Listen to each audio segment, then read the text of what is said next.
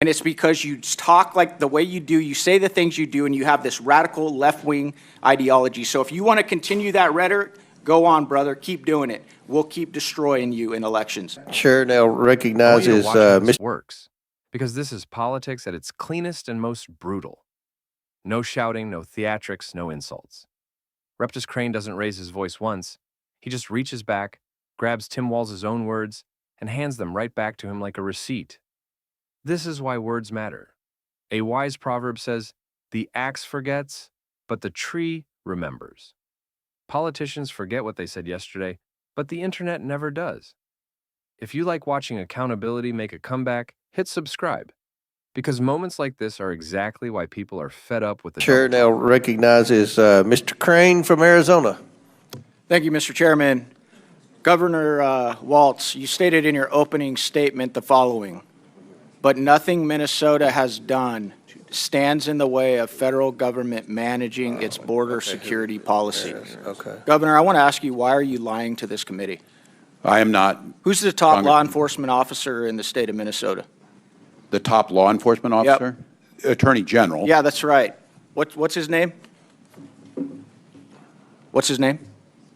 Are you asking me, do you know his name? Do you know his name? Do you know his name? I know the AG Ellison. This is an article right here I'd like to submit for the record. Minnesota AG says will not enforce federal immigration laws as DOJ threatens to prosecute officials who resist. Without objection, so ordered. Why are you lying to this committee? That is the top law enforcement officer in your state who's saying he will not comply with the federal government. Nothing in his opinion changes the fact that state law requires all state and county officials to ask for immigration status when a convicted felon is No, committed. I'm sorry, Governor. He is saying he will not comply with federal laws. That's your top law Nothing in this enforcement opinion officer. changes how You're we- lying and misrepresenting yourself to this committee. Now I want to ask you this.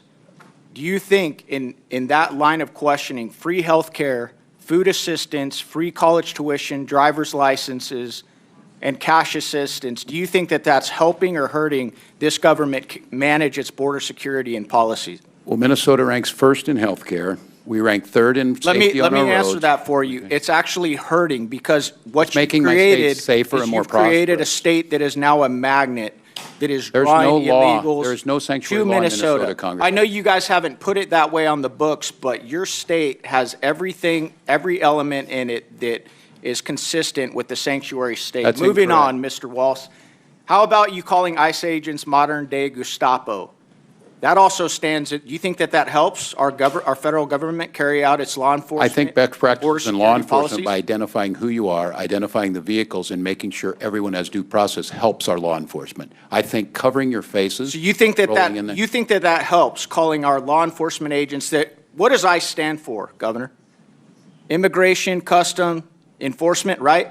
These are the guys that are tasked with enforcing immigration, federal immigration laws? That's right. That's their job. It's not the state's job. You think that calling them Gestapo is helping? You're not standing in the way. None of the messaging, none of the rhetoric is standing in the way of this administration doing what they've been tasked to do. Is that what you're saying? I think what would help them is to follow due process, and when they do these missions, do the things that we expect of law enforcement. How about when you went on Anderson Cooper, Governor Walz, and you said, how high is this wall? If it's 25 feet, then I'll invest in a 30-foot ladder factory. Do you think that that helps our federal government carry out its law enforcement, its border security and policy operations? When did I say that? You went on Anderson Cooper and said that. Do you not remember saying that? Because you've said so many outlandish things that you can't even keep track of them? The point being is the clip is there for everybody. It's there for all Americans. If you guys want to go watch it, it's an easy Google. All right, Governor, you recently went on Gavin Newsom's podcast. You stated in regards to MAGA voters, I scare them a little bit, which is why they spend so much time on me. No, I'm serious because they know I can fix a truck. That's your direct quote. You also said on the show, I think I could kick most of their asses. I want to be very clear with you, Governor. You do scare us a bit, but it's not because you can fix a truck or change a tire. It's actually because of your radical left-wing agenda. You supported putting tampons in boys' bathrooms. You advocated for the disarming of Americans of their Second Amendment rights. You're pro-sanctuary city, as we have uncovered here today. You claim there is no guarantee to free speech when it comes to misinformation and hate speech. That right there is why the American people have such a hard time with you. It's not because we're crazy MAGA people, it's because of your radical left-wing agenda. I want to ask you on that last one where you claim there's no guarantee to free speech. Did you pick that up on one of your 30 trips to communist China, Governor? That sounds a lot like something that they would do. Yes or no? So I don't believe hate speech Okay. has a place in there. Hate speech that incites violence. Governor Walz, you said that Kamala Harris picked you for vice president to code talk to white guys. How did that work out for this administration? How well did you do with white guys? I don't have the You data. lost by 22 points to white guys. And it's because you talk like the way you do, you say the things you do, and you have this radical left-wing ideology. So if you want to continue that rhetoric, go on, brother. Keep doing it. We'll keep destroying you in elections. And the Thank you, people and I of yield back. This The people of exchange Minnesota- right here is a masterclass in how to expose political nonsense without breaking a sweat. Rep. Crane doesn't rant. He doesn't posture. He doesn't try to dominate the room. He simply lets Tim Walz talk, then reminds him of what he already said in the past. And you can see it land. Walz is one of those politicians who speaks in that soft, moralizing tone, like he's already decided he's smarter than everyone else in the room. Everything is framed as compassion, empathy, decency. But what Crane does is strip away the tone and focus on the substance. And once you do that, the contradictions are impossible to hide. Crane brings up Walz's own statements, his own framing, his own logic, and asks him to square it with what he's saying now. That's when the energy shifts. Walz isn't angry. He's not outraged. He's uncomfortable. That's always the tell. When a politician starts dancing around their own words, you know you've hit something real. This is why conservatives keep saying, we don't have a messaging problem. We have a memory problem in politics. The left counts on people not remembering what was said last year, last month, sometimes even last week. Crane doesn't let that slide. He treats Walz like an adult who should be held to his own standards. And I love how calm Crane stays. That drives them crazy. No viral screaming clip, no cheap soundbite, just logic. It's like watching someone win a chess match by forcing the other guy to play by the rules he wrote himself. A proverb fits perfectly here. Give a man enough rope, and he'll tie the knot himself.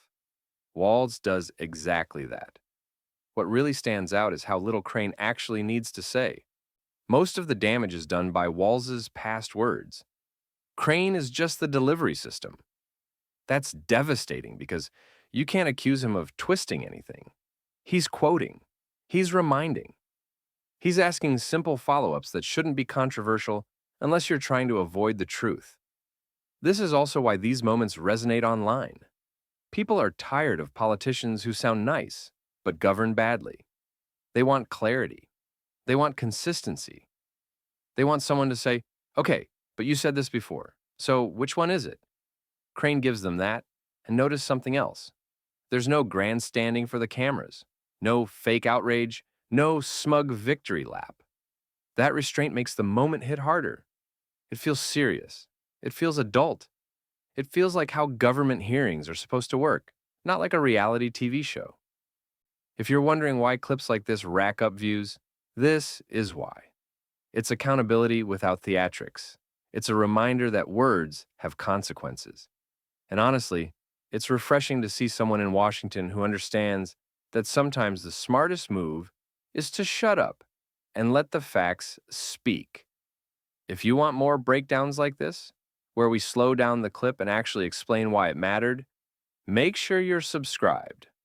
Because moments like this don't just embarrass one politician, they expose a whole way of thinking that relies on nobody paying attention.